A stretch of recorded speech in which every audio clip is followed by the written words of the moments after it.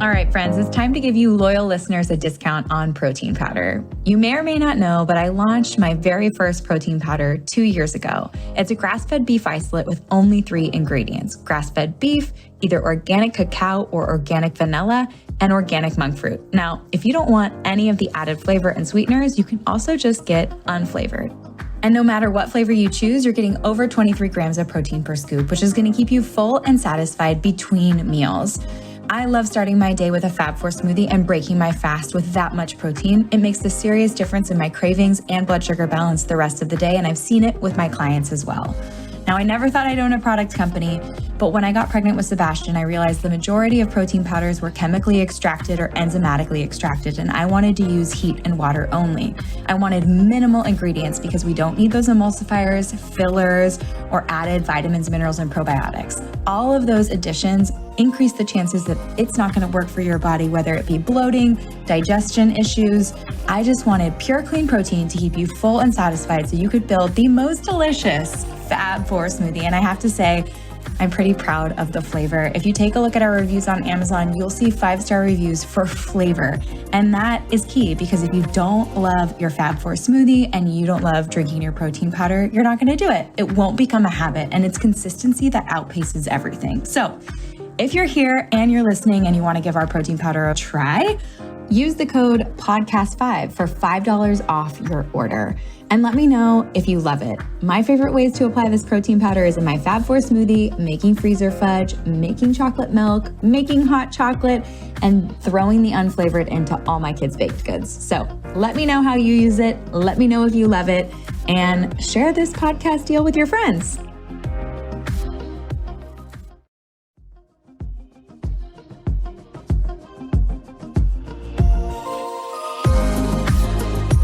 Laura Erlich consults and successfully treats patients through her Los Angeles-based practice, Mother Nurture Wellness. She began her studies in traditional Chinese medicine, focusing on fertility and pre- and post-pregnancy. She is well-versed in modalities of integrative, allopathic, and functional medicine. The heart of Laura's practice is rooted in the beauty and complexity of classical and traditional Chinese medicine. And it is through this lens that she treats each patient, facilitating balance and harmony in their body, mind, and spirit, so they may foster optimal wellness.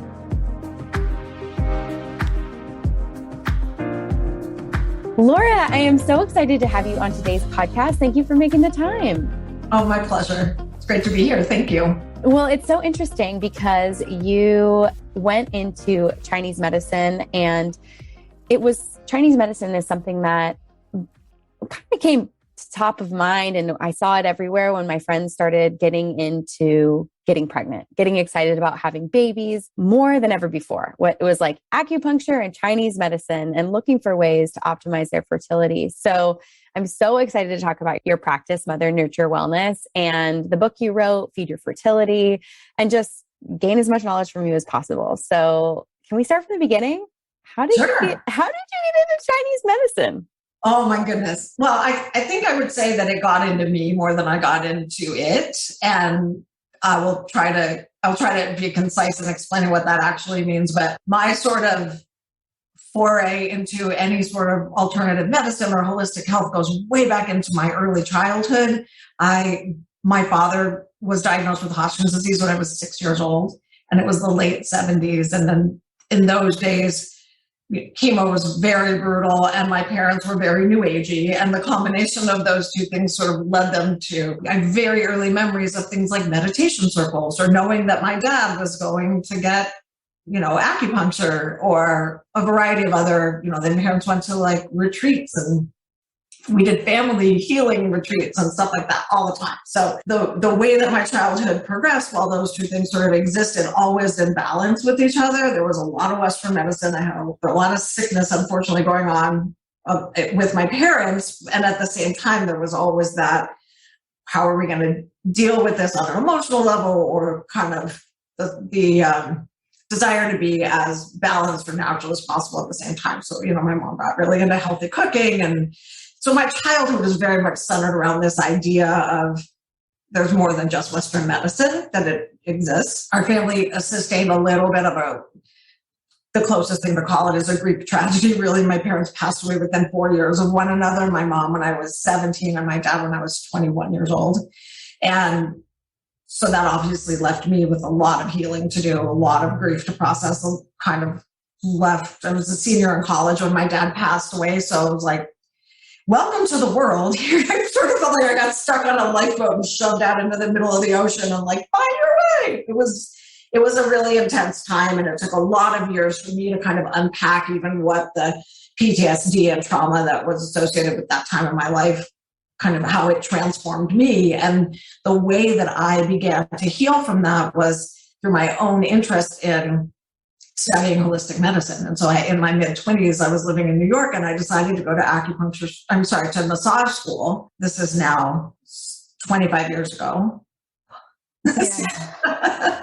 Half my lifetime ago, pretty much. I started, and that year of massage in New York, massage school is a very intensive program. It's a full year. You're going to school every day, and about a third of the program was devoted to shiatsu and Chinese medicine principles, and then the rest of the program was devoted to Western medicine. So once again, I was sort of brought into this realm where it's like these two things were being held in a place of equal importance. And it was really during that time in school that I started to heal.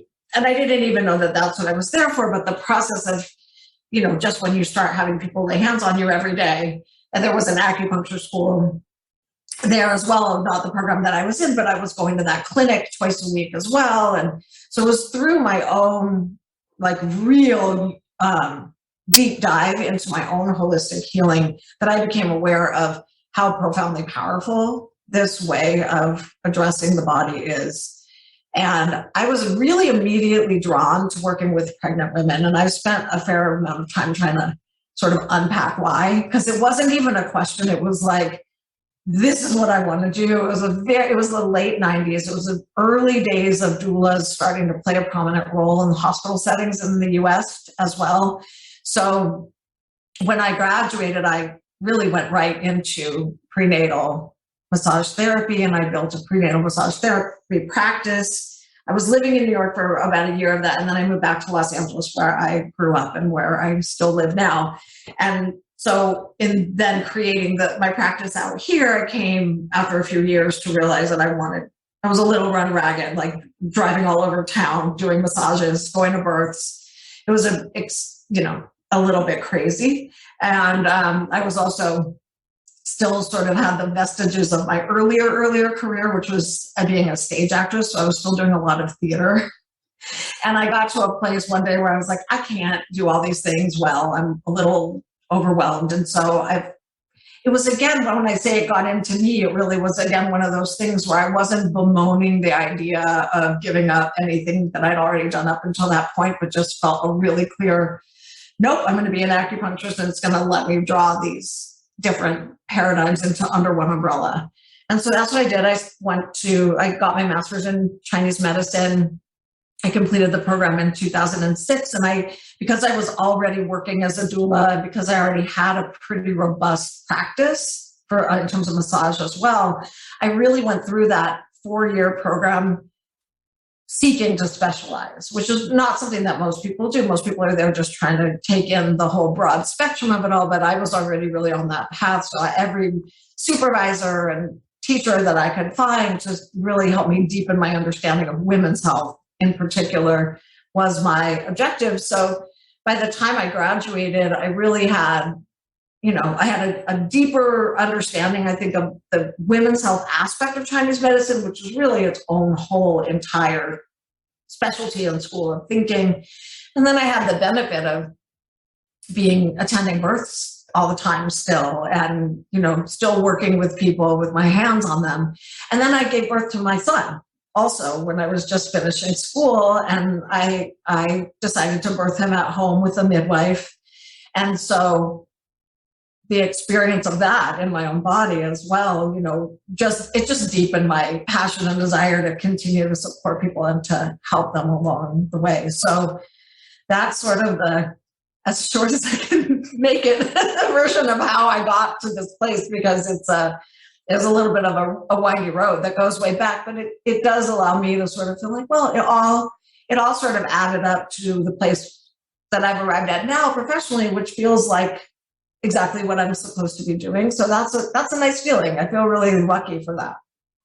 It's beautiful. And it also is realistic. Like everyone has a pretty windy road. And if you're just listening to your intuition and following that path and going deeper into what you love, like you can end up where you are today with a booming LA practice, co-authoring a book and being able to like really support pregnant women in their, prior to pregnancy and postpartum in kind of unlocking these energy sources in their body and feeling grounded. And it's a really, really special work because it's a really, as you know, we both have our Sebastians. It's a really a transformational time for people, especially the first time around. And to have a few guides in that practice. I always think about like someone used the analogy with me once that you have this path and if you're constantly getting information or taking in advice from too many people, it's like they're each a light and you can be fully blinded. But if you have like a couple of lights on your path, you can really go where you're supposed to go and be directed and feel supported in the right way. And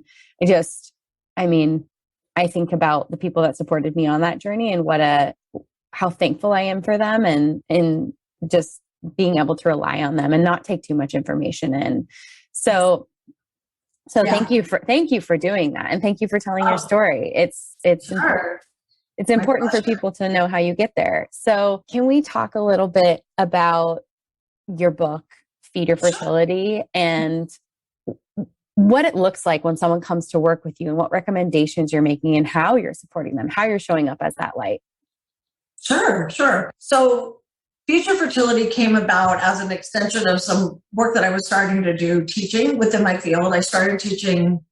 This was sort of the other thing that came from, I'm going to be so focused on what I want or what my specialty is that I was able to kind of emerge into the field, specializing to some extent already. So about 5 years into my practice, I started teaching continuing education courses for other acupuncturists, specifically around infertility and obstetrics. And Emily, who I had known from school, came and attended one of my classes, and she had just written a book about, I think, eczema for kids. And she came up to me and was like, we should write a book. We should do this together, this topic with my blog stuff. And so I think we have similar sort of drive, and that worked for us because we just hammered this thing out. I mean, in a few months, we really wrote this first version of Feed Your Fertility. And when we were getting ready to just e-publish it, a publisher reached out to Emily and asked if she had anything that she had written recently. And so we submitted it to her, and then we ended up publishing it through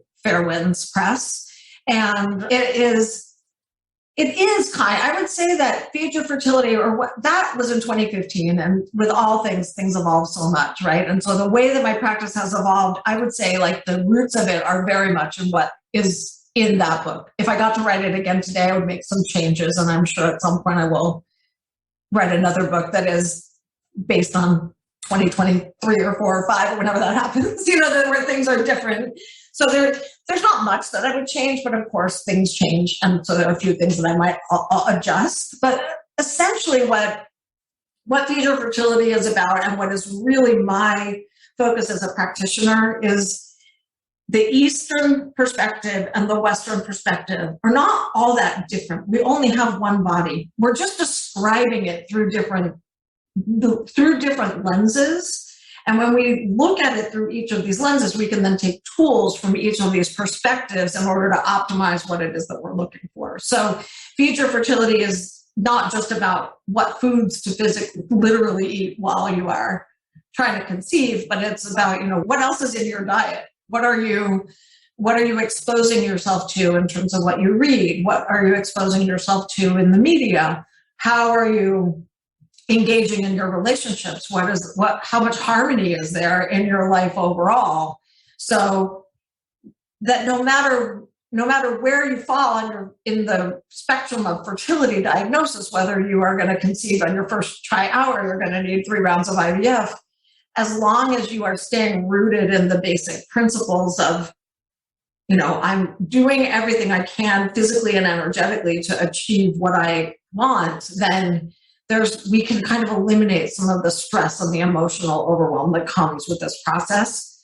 Because Chinese medicine, the thing that is most unique about it compared to the Western medicine paradigm is that it doesn't differentiate your heart from the rest of your body, your mind from the rest of your body. It's saying that everything that is happening to you is going to have an impact on your emotions, on your mental health, on your physical well-being. And we have to look at all of it. We can't just look at your ovaries and stimulate your eggs. We also have to look at what brought you to this point, and how do we unpack the things that may still be kind of lingering and getting in your way on an energetic level without dismissing the physical stuff. So, I'm not one of those practitioners that feels like Chinese medicine does everything and all you ever need is acupuncture and herbs and meditation and eating this XYZ way and you're going to have optimal, perfect health. We are modern people living in a modern world, and we have modern obstacles.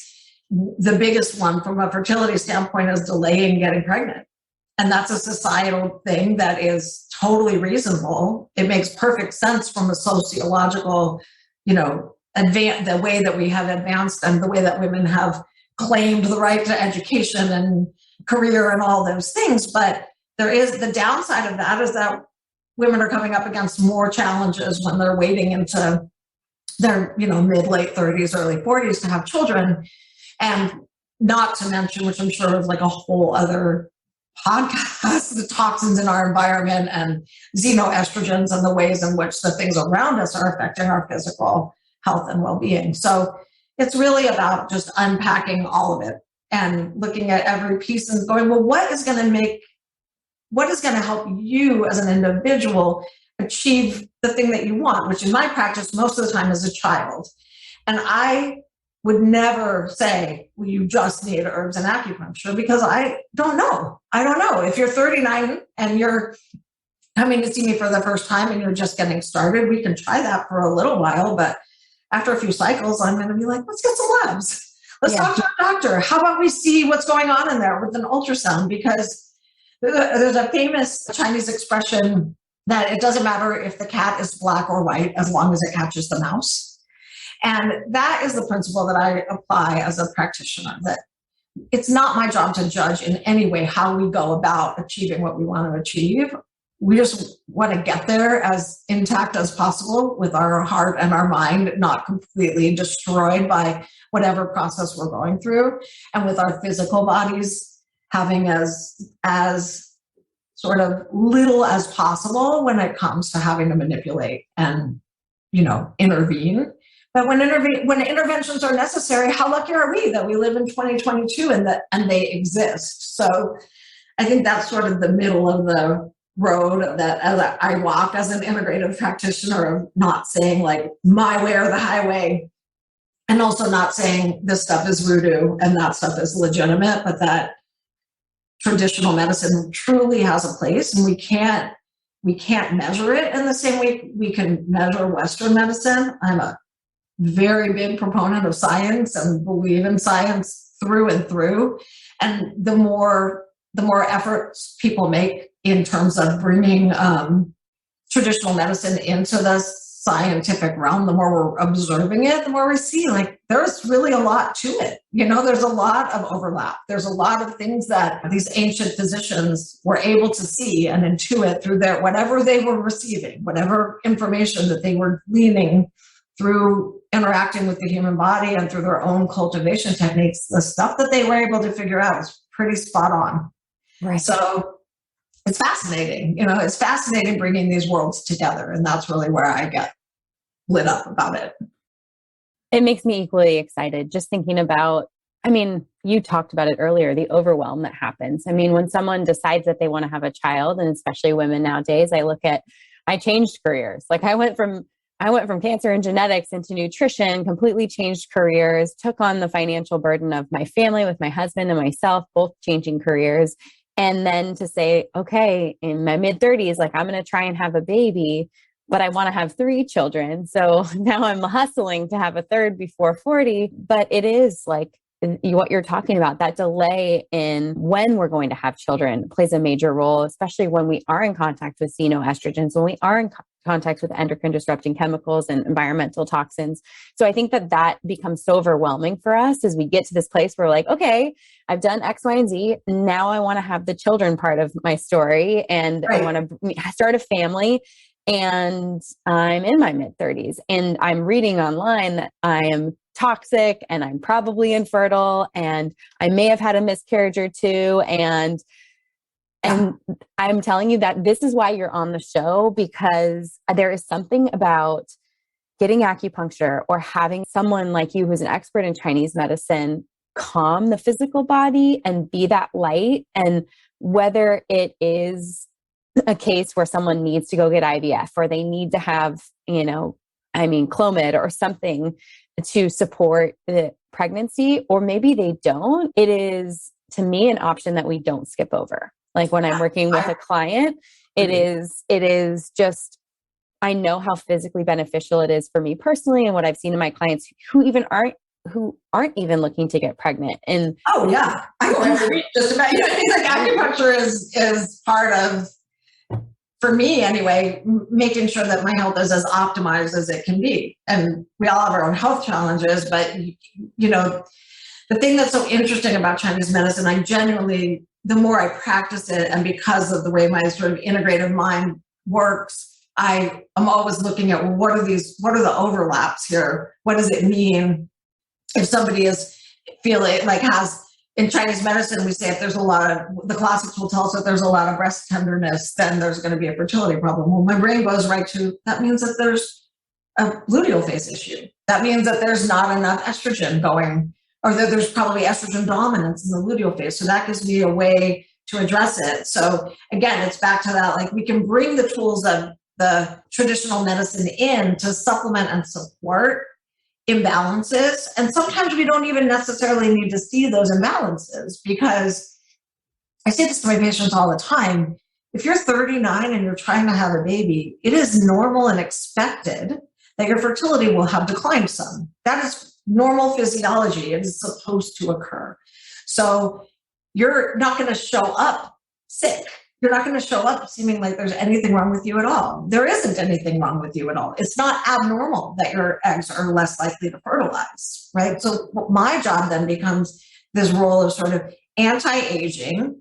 And the way that I think most of our anti-aging happens is when we calm our nervous systems down. And the acupuncture becomes this metaphor for managing the autonomic nervous system. Are we in fight or flight, or are we tapped into that parasympathetic rest and relax space? And from that space is really where our bodies can sing. It's where our body is then able to heal, able to anti-age, able to start ovulating again, or whatever it is. But that means we have to manage our emotions, because we're all walking around in some state of fight or flight. Since the pandemic, it's probably worse than ever. Everybody is in some perpetual low level state of stress, but that's fairly counter to the body's desire to procreate.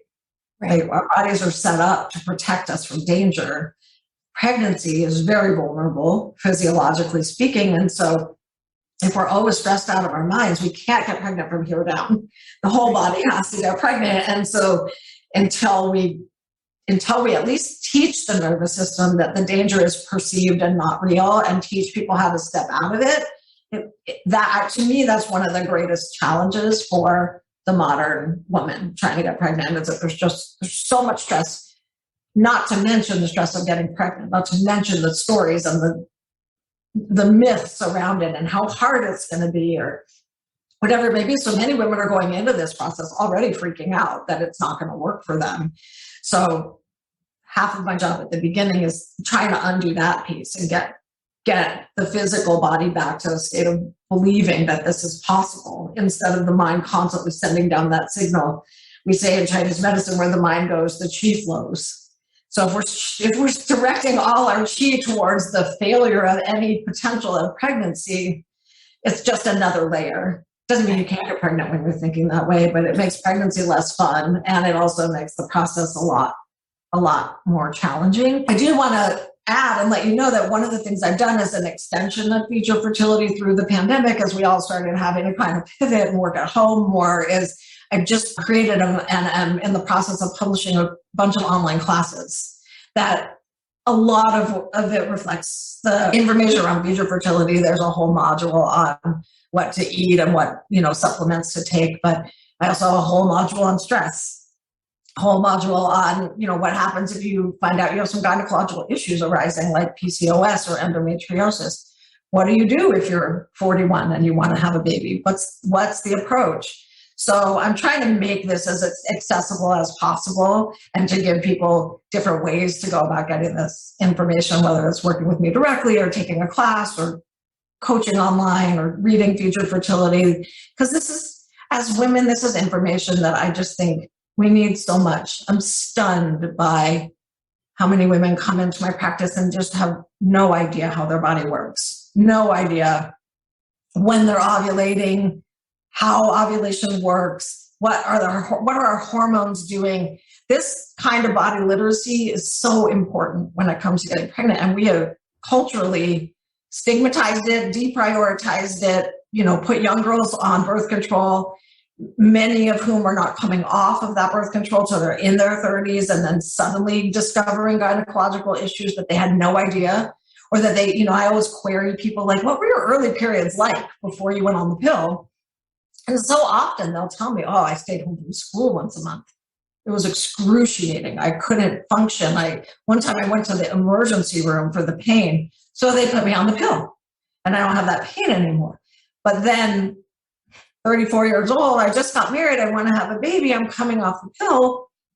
And then suddenly, as the months go by, we see whatever these things that existed at 13 creeping back into their physical reality.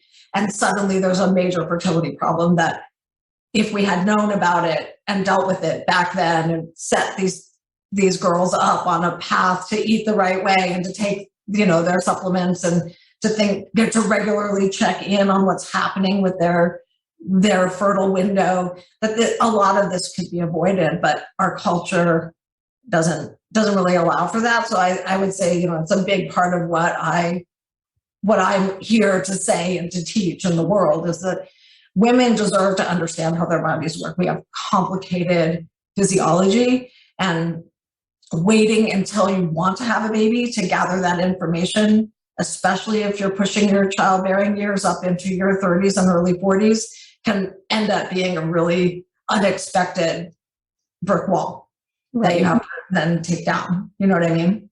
Definitely. And I just echo your sentiments, like the literacy of how our hormones work and being a female and what that means and the phases of our cycle and how do we ovulate and what does menstruation mean and what's really happening is so important for people. I'm curious, layering acupuncture on top of that, if you could walk us through, let's educate the audience right now on their cycle and how and when you would use acupuncture to support it along the way and how acupuncture can support fertility. Okay, sure. So I would say I use acupuncture frequently in a manner that I would call phasic acupuncture. So I'm looking at the phases of the menstrual cycle. And again, back to that idea that like infertility or fertility, I don't even want to call it subfertility. Let's call it subfertility. You're somebody, you don't know you have infertility, but you're subfertile just because you're waiting and you're 37. Yeah. That just like automatically puts you into that category that maybe your body's going to need a little bit of extra support. Maybe not. There's certainly a genetic component to this. Some women get pregnant right off the bat at 43, but most don't. So we have to be realistic about we can't all be Halle Berry and get pregnant at 46, right? So when we're looking at somebody who is a little bit older or has some known issues that they're like endometriosis, for example, I'm going to look at their cycle and see where are the points in the cycle where there is an issue. If there are no points on the cycle where there's an issue, then I'm just there to sort of attune the cycle, to try to bring to harmonize energetically the body with what is meant to be happening physiologically. So that would mean during the menstrual phase, I'm supporting the body in moving blood, in reducing any sort of cramping or pain, in helping to maybe let go of some water weight that has been, gathered through the luteal phase. So how would you do that physically? Like, are you giving them herbs during menstruation? Or are you putting needles into where their uterus is? Like, I want the nitty gritty. Okay, so from the nitty gritty standpoint, I'm definitely using acupuncture roughly once a week. And I'm choosing channels or meridians and points that relate to whatever's going on physiologically in the body. If there is a pathology, meaning like I have excruciating menstrual cramps, then the focus of my treatment is going to not only be during that time, where I'm going to be using acupuncture, giving herbs, making some specific lifestyle suggestions around keeping warm or using like a castor oil pack on your belly, or even eating warmer foods, or, doing certain specific things to help your body through that time. And then once we get through that time, because I know the pathology exists, let's just say in the menstrual phase, now I'm going to treat the rest of the cycle in preparation for the next one. So someone has really bad menstrual cramps. You are working with herbs and giving them acupuncture in that area to relieve pain and working in specific meridians for that. Yes. And so you asked about am I sticking needles right in their uterus? And the answer is no, I'm not. I'm not seeking to stick needles directly into any organs. Well, not to say, I know that. I know around the area, but I get a lot of calls from men because I frequently do treat partners in this process, and a lot of them want to make sure I'm not going to stick a needle in their scrotum. And I'm like, I promise you, that's not part of my treatment style. So the needles, certainly, there's a lot of lower abdominal points that I use. But it's the way that I practice acupuncture is very much about the meridian flow and the whole entire system. So I might be choosing a point in your foot that is really about your uterus. That my focus is DNA. For example, I might be choosing a point in the foot if I'm trying to support the DNA fragmentation in a male patient or support egg quality in a female patient. So the way that the map of the points sort of lays out over the body, it doesn't necessarily correlate. We always use local points as well. If somebody has back pain, I'm always going to needle the part of their back that hurts, but I might also needle the back of the knees because that is a master point for dealing with low back pain, for example. So it's almost like the way that I look at my acupuncture, creation of a treatment, is almost like it's a story I'm telling the body and asking it to take these needles, put them in context, interpret what I'm asking the nervous system and the physical body to do. And then the body goes, okay, I can calm down enough to do that. I'm going to do that. I am going to send more blood flow down to the reproductive organs, for example. One of the things that happens when we're under a state of stress all the time is that the body will deprioritize procreation by messing with our ovulatory processes. So no, stress doesn't cause miscarriage. Anxiety is not going to make you lose your baby, but it could make you not ovulate. It could screw up your actual cycle because it's not safe, right? It's not safe if you are running from a pride of lions trying to get to your cave all the time to also be pregnant. And so our nervous system just can't distinguish between what we're doing in our regular day-to-day stressors. And, obviously this is really familiar concept to you versus the primal brain just suffering, thinking that it's constantly under siege. So the role of the acupuncturist is the way that I view my role anyway, is to bring whatever phase of the cycle a female patient is into a state of harmony. So the goal is let's reduce the pain. Or with my endo patients, I frequently see that they spot a lot in the luteal phase, which is an indicator that there's some hormone imbalance going on. Maybe the egg quality needs some boosting so that they're making more progesterone after they ovulate, for example. And in my experience, that's the first thing that goes away when we start doing acupuncture, is that they'll come in, and I have a patient who I just have been seeing for a couple months. After 1 month of treatment, she came back in. She goes, I just got my period and there was no spotting. And she had been spotting for a week. She came in to tell me that she had 2-week-long periods. And I was like, that doesn't sound right. And then we talked about it more, and I realized, like, oh no, you're spotting for a week and then you're getting your period. That is not your period. That is just dribbling that's happening.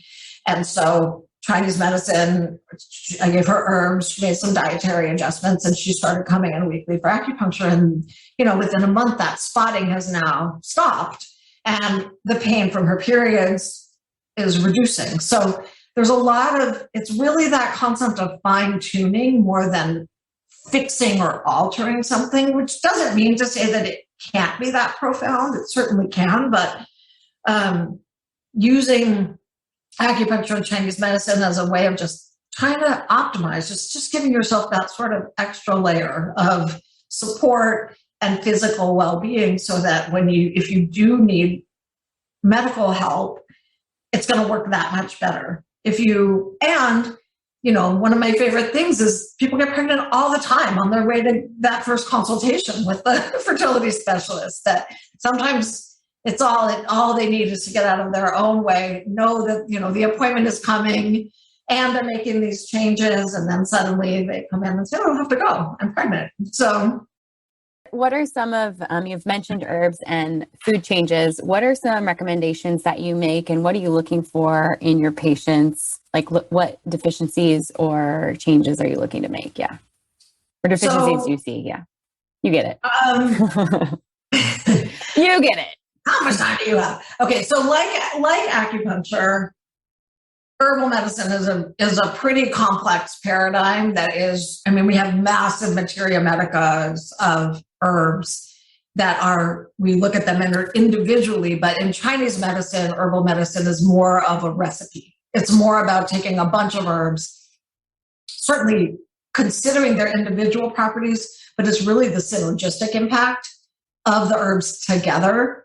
It's like you can eat a tomato, but if you add garlic, it's tomato sauce. So it becomes a completely different thing. And so this is the same with Chinese medicine, that the way that we combine the herbs creates a formula, and that formula is what has the medicinal or physiological effect on the body. So again, it's very individualized. But if we go back to, for example, let's skip endometriosis. We can go on to like a different idea that, for example, an older patient who's coming in and maybe they have not a lot of follicles, or their luteal phase is only lasting 9 days and we want it to last more like 13 or 14 days, then I'm going to use herbs that are specifically designed to nourish the reproductive system. And for example, a common herb that's used across all herbal traditions is dongui or dongquai, right? That is one of the major gynecological herbs we use in Chinese medicine. But what I add to that is going to depend on the individual's state of being. So if they are super duper stressed out and there's a lot of PMS, for example, then I'm going to add to that formula and create a recipe that does a better job of helping the body to manage its estrogen, right? To like conjugate and release estrogen, for example, which in Chinese medicine, the translation of that is move liver qi. So the liver qi stagnation is a common thing that patients will come in and say, oh, my acupuncture said I have liver qi stagnation. And we can extrapolate all of those things to what's happening in a physical sense. So I'm going to pick a formula or a recipe that specifically addresses what is happening to them on a physical level. On the other hand, because there's often not pathology surrounding infertility or subfertility, people are just living their normal lives. They're getting a regular period. Their period's not painful. They're having intercourse when they're supposed to be, but it's just still not happening. That's once we've ruled out that there may be something else like a structural issue. And I always ask my patients if they're struggling to conceive to go and get those baseline tests, because I can't tell if there's a septum or a big fibroid or something that's preventing implantation from taking place necessarily. I could suspect it, but I can't confirm it. So once we've ruled out there's no other problems, we're just really dealing with, for example, somebody who's just a little bit older, then it really is about nourishing those deficiencies. It is about managing the nervous system.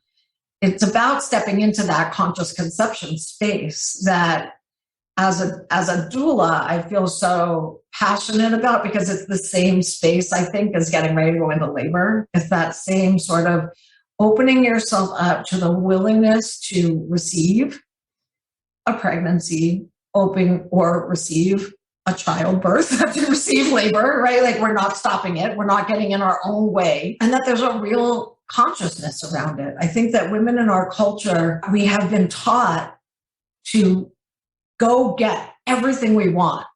And we are so good at it. I mean, one of my earliest memories is this like perfume commercial of a woman seeing how she can bring home the bacon, fry it up in a pan, and never let you forget you're a man, because I'm a woman. And but that is like the philosophy that I sort of grew up under. I remember going to a women's lib march with my mom when I was 3. Yeah. So those philosophies have, of course, they have advanced us as women so much. We cannot stop fighting for them. We all need to find continue to demand that we have a place in the world that is of parity.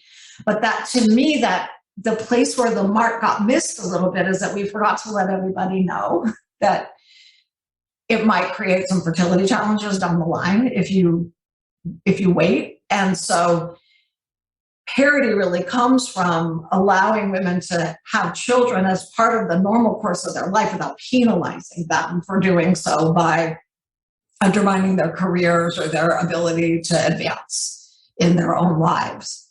So, amen. Yeah, right. So to that end, I spend a lot of time explaining to my patients that, like, we cannot have a baby between board meetings, yo. Yeah. Oh my gosh. You know what I mean? Like, yeah. You gotta slow down. This is not the same as trying to make partner in your law firm or trying to become the chief resident in your hospital or whatever it is that you're seeking to achieve.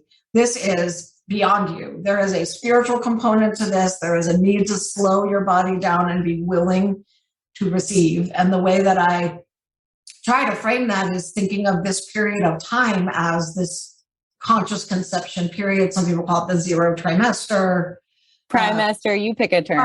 You pick a term. It's a $1,000,000 one. But during that period of time, I always say to my patients, stop and ask yourself, if you would you do this if you were already pregnant? And if the answer is no, then the answer is no, right now.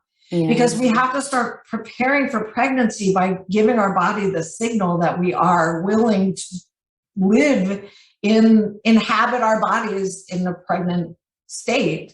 And that anyone who's been pregnant knows that means you got to slow down a little bit. You're not going to be able to control everything. You may have an expectation that pregnancy is going to go a certain way and then get totally blindsided by an entirely different experience.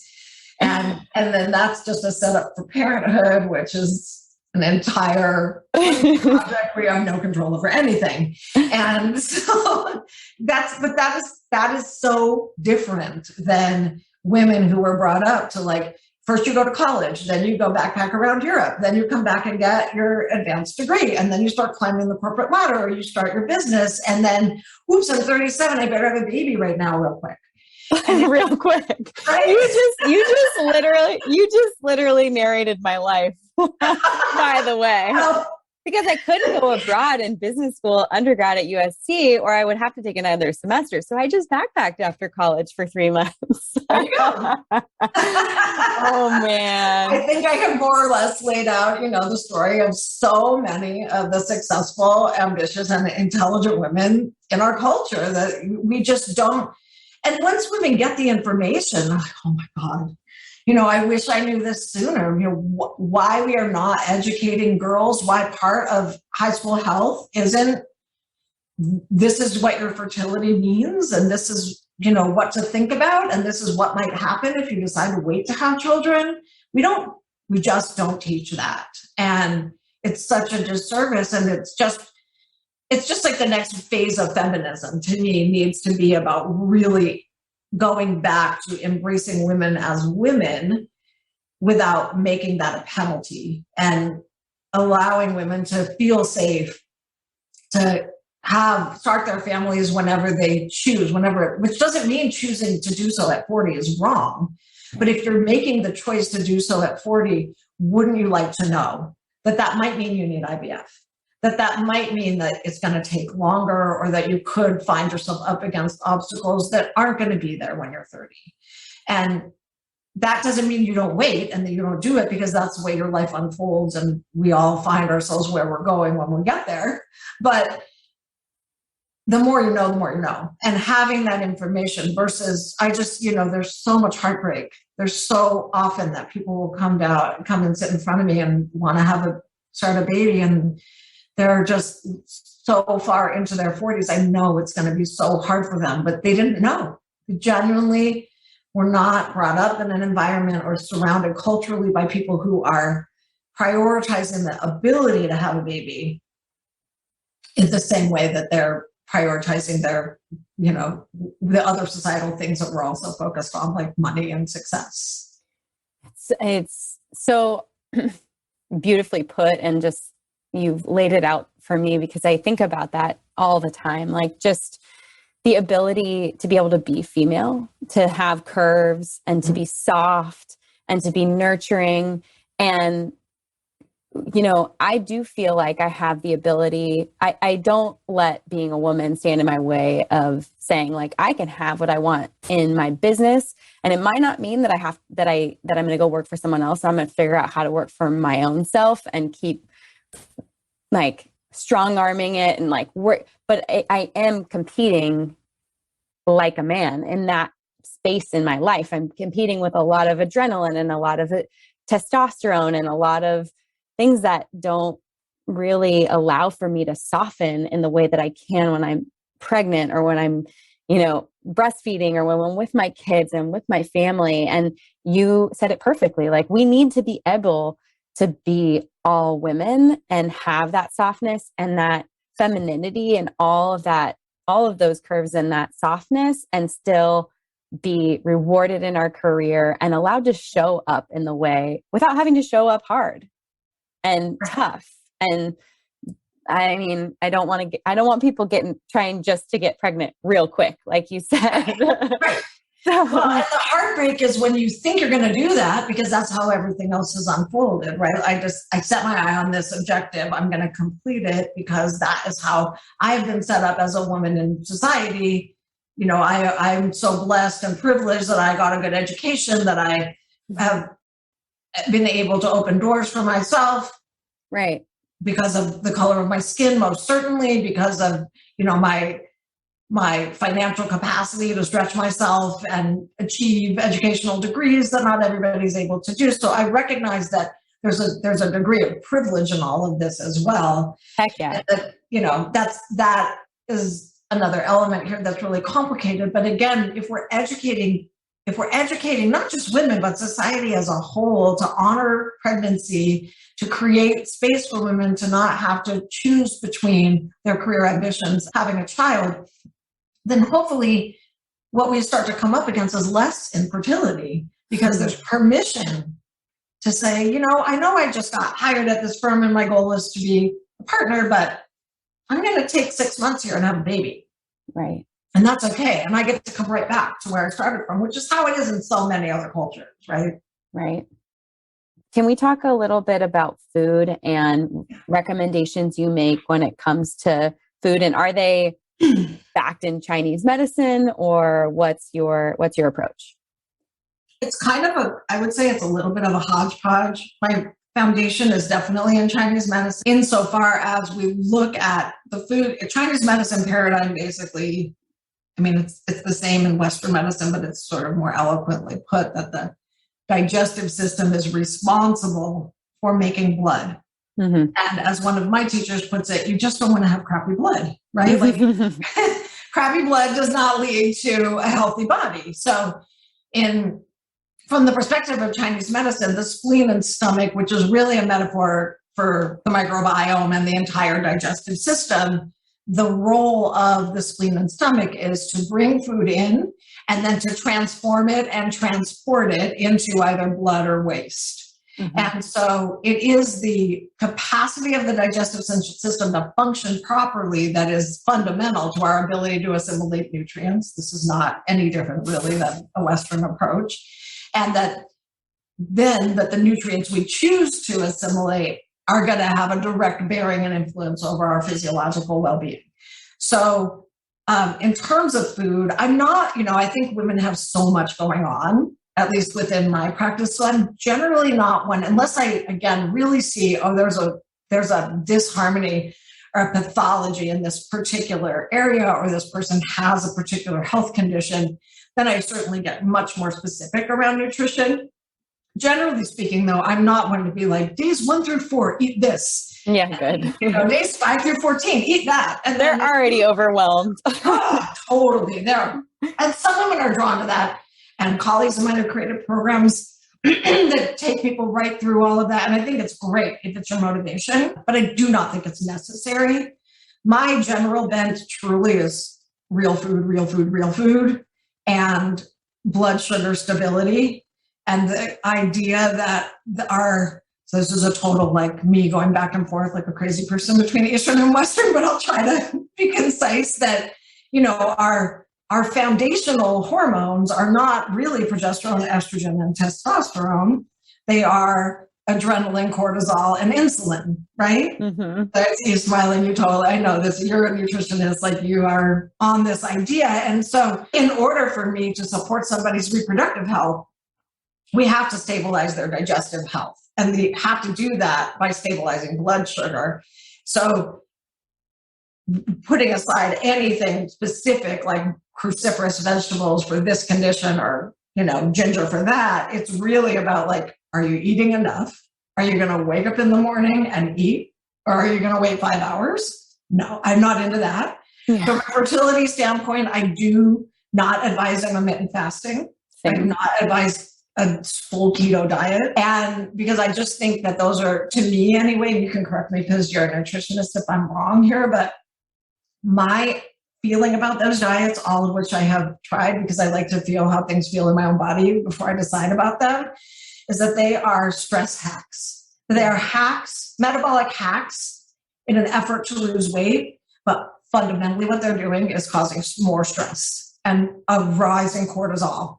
And that is the last thing that a person trying to get pregnant needs. Whereas if you wake up in the morning and you stabilize your blood sugar within the first 30 to 45 minutes with some fat and protein, whether that's, an egg and some avocado or a smoothie or whatever, that you're setting up your day already for this stability. And when we talk about stress, there's physical stress, physiological stress, and emotional stress, but the physical stress that comes from just eating a high carbohydrate diet and then having a blood sugar crash, followed by more carbs and a blood sugar crash, or starving yourself half the day, all of those things just create stress that our body is interpreting as famine. When is the next meal coming? I'm only eating fruit. Well, that's a sign to my primal brain that there's no meat, right? If I'm only eating sugar, then my primal body is interpreting that as danger. There's a famine coming. So we have to think about how we eat in the context of, can we eliminate one of the mega stressors from our lives by eating properly? And that, like I said, that doesn't mean you have to eat like lemons all day on day 3. It just means every day you're getting up in the morning and you're stabilizing your blood sugar. You're not going all day without eating. And, like every sort of nutritional concept follows the same notion as well, that we're not eating a lot of refined sugar and processed foods and all of that. Well, you make, so I love the points you make. It's interesting because I have had clients who want to get pregnant and they've been doing intermittent fasting for a year or 2 years or time restricted eating. And it's always about like telling the body and showing up for the body and saying like, it's safe, like you said, like whether we're not able to decipher what these stresses are coming from. And a certain level of hormesis or cellular stress can be like beneficial for people. But if you're looking to get pregnant, it may not be. And so I always say, like, if you want to shrink your feeding window, like that may be okay with me, but eat dinner like a grandma at 5 or 6 at night and go to bed earlier. Like if you want to shrink that window, because what we end up seeing like 9 times out of 10 is this backloading of calories and late night eating and bingey type behaviors and things that again are stressing the body and maybe creating that blood sugar imbalance that you're talking about. So and you've been the expert in getting mamas pregnant in LA for a while. So I love your non-dogmatic, very science-backed approach. Yeah, I obviously meet people where they are, right? So I always sit down with people, and rather than saying eat this or eat that, I'll say, what does a normal day of eating look like for you? Lay it out for me. What times and what foods? And then instead of getting all, intense about you can't have this and you can't have that, instead I'll say, okay, well, how about instead of going to Starbucks in the morning and buying a muffin and a coffee, can we shift that to, could you make a coffee at home? Can I send you a recipe for some muffins that have a lot more protein in them? And can you cook them yourself on a Sunday? Yeah, and beautiful. Throw them in the microwave, like let's come up with solutions that don't make people feel as though they're doing everything wrong, it's way worse than they thought. It's just about shifting. And that's we talk about that a lot in Feed Your Fertility, that, you can totally have a bacon cheeseburger. Yeah. If you're sourcing your beef from, high quality purveyor, ideally a farmer that you purchase from directly at a local farmer's market. Same with the bacon, you're finding high quality bread that you're going to put on that. You're using organic or even better raw cheese on top. You're getting some avocados and, fresh tomatoes on there. That is, I just listed a whole bunch of superfoods. Right.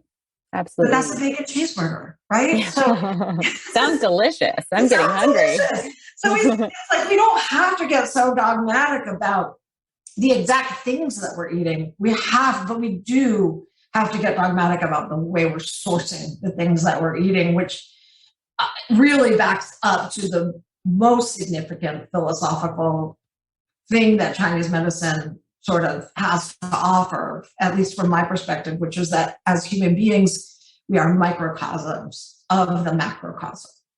And so if the world around us is polluted and full of toxins, we are a reflection of that. Our bodies are going to be a reflection of that. And so obviously that's an overwhelming concept given the state of the world today.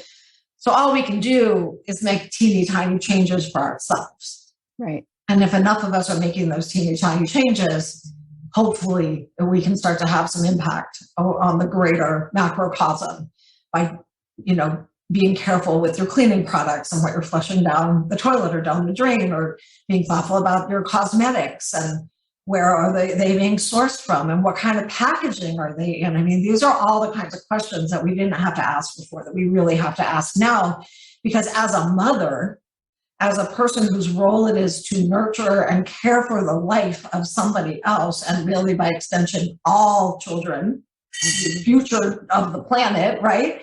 Then I have to be equally concerned with the macrocosm as I am with my individual self. And so that's where I think that this philosophy can really play a role that is just really beautiful, because it gives us the context of not just choosing to wear clean makeup because I think it's good for me. I'm choosing to wear clean makeup because it is the only appropriate way to wear makeup at this point.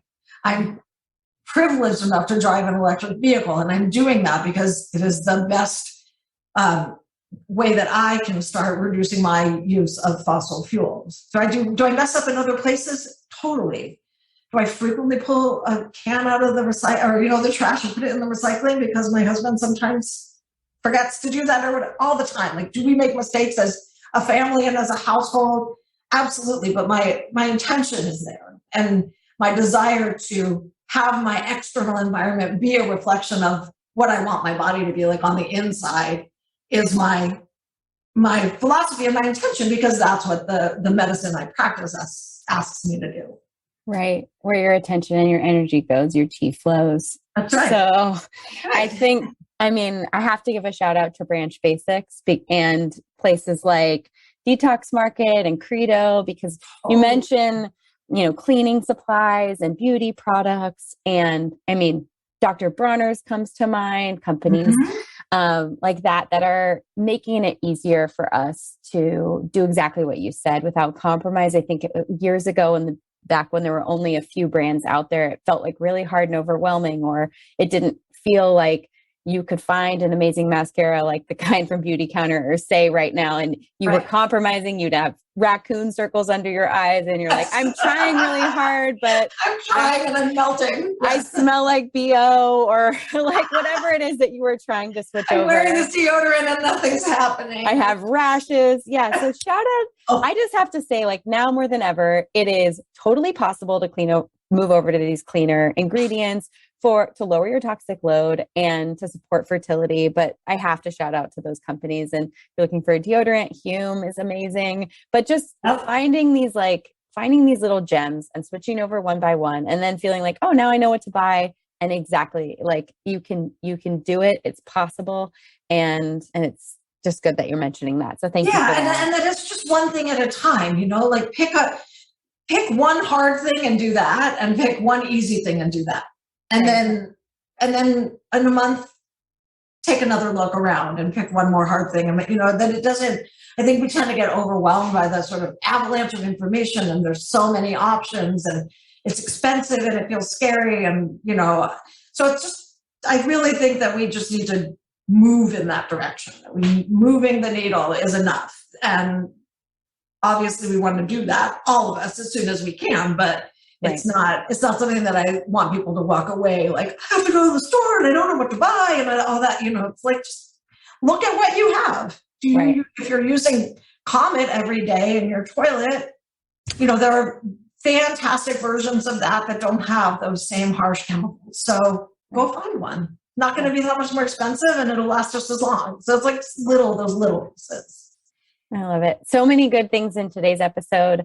Laura Erlich, thank you so much for being here, for sharing your knowledge, and for helping all the mamas in your area with their fertility. Thank you so much. It's been so much fun talking to you. Really fun talking to you too. Where can people follow along? Where can they find you? Where can they find your courses and your book? Sure. So my website is mothernurturela.com. The business is Mother Nurture Wellness, and you can find me on Instagram at Mother Nurture Wellness. My courses are just about to be up on the website, so I imagine by the time this episode airs, they will be there. I'm just putting forth a 6-part series called Training to Conceive, kind of trying to take the trying out of it, but rather thinking about training ourselves physically in our bodies and our minds and our spirit and the things we're choosing to consume, and even training our minds for the possibility of needing help and intervention. So that will be on the website very shortly. I think, as I said, hopefully by the time this episode airs, it'll be there. And otherwise on Instagram and Facebook at Mother Nurture Wellness. Wonderful. We'll link to everything in the show notes and make sure people have access to that. I love that mindset shift. Training instead of trying. Remember, it's a process. That's right. Thank you so much. Thank you. Thank you for listening to Be Well by Kelly. Please subscribe to the show on Apple Podcasts, Spotify, or wherever you listen to podcasts. Learn more at bewellbykelly.com and follow me on Instagram at bewellbykelly. I would love if you picked up my books, Body Love and Body Love Every Day. They're sold on Amazon and at all major booksellers.